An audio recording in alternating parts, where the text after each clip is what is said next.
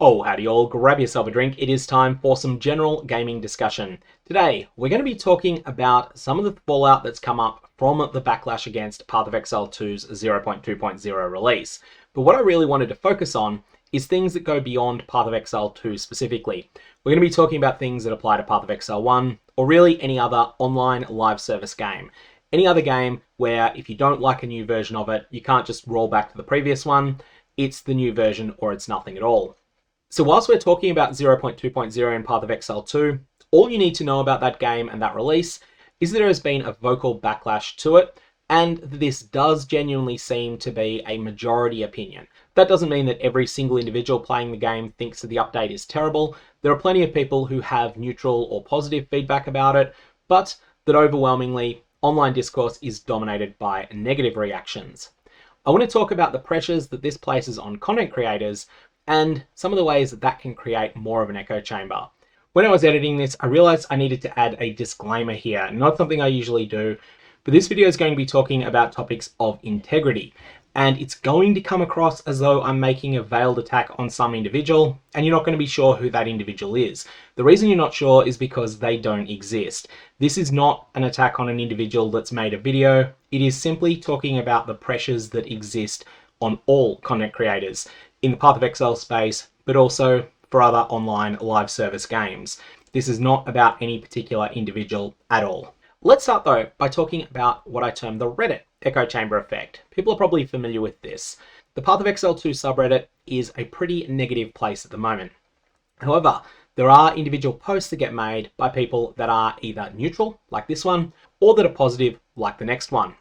Now I'm going to cover up the names of the people that have made these posts and also the thread titles, because the internet is like a dark alley. 99% of the people that you'll encounter there are fantastic, but that last 1% you really need to watch out for. And so I'm going to preserve the anonymity of these commenters. But this is an example of a genuinely neutral post. New players, ignore this sub and just play the game as you like. And this post accepts that there is reason for negativity, so it's not something that is an overwhelmingly positive post or anything like it. The next post, however, is more explicitly positive, but again, it's someone's sincere opinion. Am I the only one enjoying the game right now? And then it's someone just giving their honest, sincere, positive feedback about 0.2.0. These two were hard to find because they got so many downvotes that Reddit essentially censors them. Neither of them got downvoted so much that they ended up net negative, but because they both ended up less than 60% upvoted, they ended up being hard to find. The only way that you could find these is by searching by most controversial. You will not find them via any other search, and they spent basically no time on the front page of the relevant subreddit. So that's the Reddit echo chamber effect. But next, I want to talk about the implications for content creators, because this is something that's really invisible. There are some real financial considerations that mean that content creators are strongly incentivized to join in on the angry mob, or if there's overwhelmingly positive feedback for a particular release, to join in on the happy mob, if you like. But it's more so the case when there is a large section of the player base that are feeling negative. At that point, if you don't feel negative, there are financial consequences as a content creator for you if you don't stay quiet. I want to talk about those here because it's something that's really important when you're thinking about any of the opinions that you see online about the game. So, welcome to my YouTube analytics page. This is recorded not too long after the day 4 video went live, and so that one hasn't really had time to develop, but this gives you a very quick overview of how the last few videos that I've put out have gone. Now, it's worth noting that the most negative of these that I put out was the day 2 wrap-up. It was the highest performing of the videos that you'll see here, with the other one being something where I was just one of the first to report on some particularly overpowered leveling tech, and that video did pretty well at the time, but it's completely fallen off since. However, one of these videos I put out when I was in a particularly foul mood, and that showed up not so much in the content of the video itself, but in the way that I put out the thumbnail and the way that I set up the title. The thumbnail you won't be able to see because I ran one of the ABC tests that YouTube's been running lately, and so there were 3 different versions of it. But what they all shared was they just said, oops, 0.2.0, what happened, ?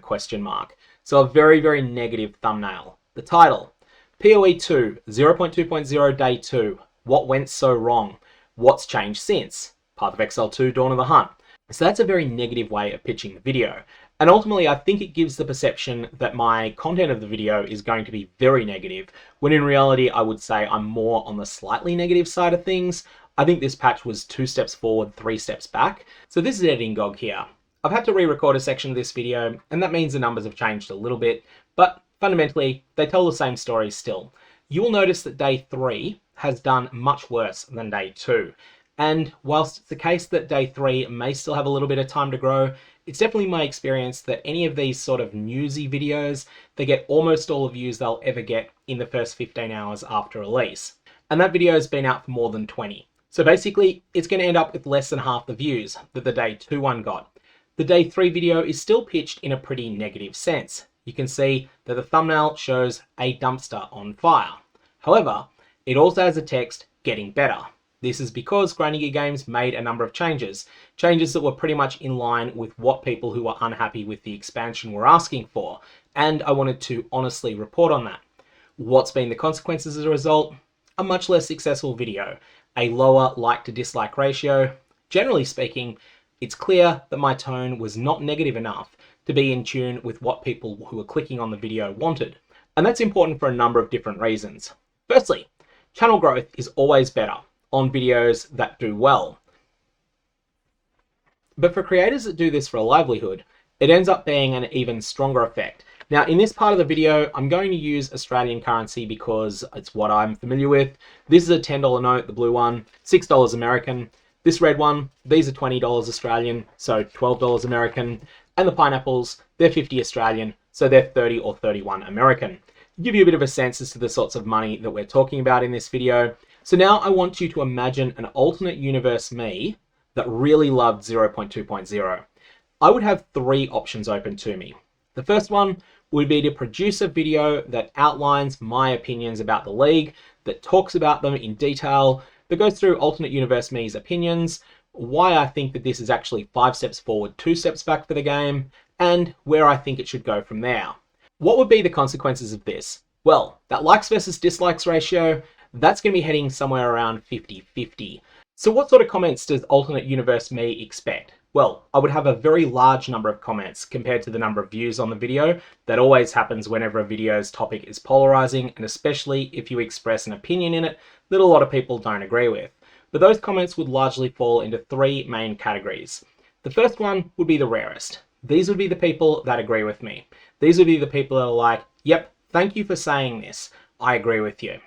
The second type would be actually my favorite. These are the people that constructively disagree.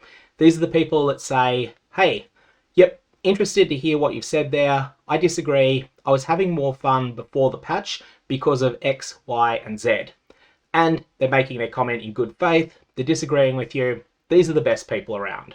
Then the third group that you would get, and these would be the most numerous in this situation, would be what you'd term the pitchfork wielders. These would be the people who would accuse me of selling out, of being a GGG shill. Leave aside that when we talk about alternate universes me's options, if they were willing to sell out, alternate universe me actually would have an option, and it would be to do exactly the opposite. We'll get to that one later. But these comments would be overwhelming, and honestly, they get so exhausting that you just stop looking at them. That's what tends to happen. You end up not seeing all the comments that are there because the ones that are really, really negative, the ones that attack your integrity when you are actually being honest, end up being something that are just exhausting to deal with. And so you stop looking at all of the comments to avoid having to deal with those ones. The comments are going to be full of me being called a shill, a sellout, and so on and so forth. So the comments will be an exhausting mess to work through. From a livelihood perspective, what would I expect from a video like that I might put 6 hours work into? Less than 2 hours minimum wage, probably. Maybe just over. That's the sort of thing that I would expect to see if I was to put out a video that was overwhelmingly positive in that alternate universe where that was actually my opinion. The second option I'd have, and the one that most people would probably take in this situation, would be just to shut up. It would be to self-censor. It would be to ensure that my opinions stay in my head and are not expressed in order to prevent me from some of the financial consequences of saying what I think. And then whilst the first option would be called being a sellout, the third option would be to genuinely sell out. It would be to put out the most negative video that I could come up with. It would be to dial up the anger to 15 out of 10. It would be to put out what the angriest part of the angry mob wants to hear. What would be the consequences of that? Well, this would be the consequences of that. That would be the sort of video that would make a substantial chunk of change, at least a couple of $100, potentially several hundred. It would grow the channel, and it would potentially open doors within the community in the future as well. This is the content creator bind. It's something that I think is a really important thing for people who aren't content creators themselves to understand. We definitely all have opinions. Some of us know that our opinion about a particular release is not particularly widely held. And when that happens, we end up in that bind that alternate universe me that like 0.2.0 would have been in. Do we sell out and join the angry mob and make money? Or do we stay quiet? Or do we say what we honestly think and suffer the consequences of doing so? This is a difficult situation to navigate. And I think it's something that you want to keep in your mind anytime there's a backlash against any sort of live service game release. Now, it's a bit different if it's technical mess like 3.14 was on launch in Path of Exile 1. The game was pretty much unplayable for 14.5 hours. That's a different case. But when it's a case of design decisions that are reasonably unpopular, chances are there are people that sincerely like those design decisions. And ultimately, I don't think we want a situation where those people feel pressured to stay quiet, to self-censor their opinion because it's not in line with what will make them the most money. Keep that in mind whenever there's a controversial release in any game, even if you find yourself mostly on the side of the angry mob, as I do in 0.2.0. I'm going to leave it there. For those of you that are Path of Exile 1 or 2 players, may your Valobs have interesting results. And for anyone that's found this from a general gaming audience, what that means is, may RNG events just do something that makes you laugh in whatever game you're playing next.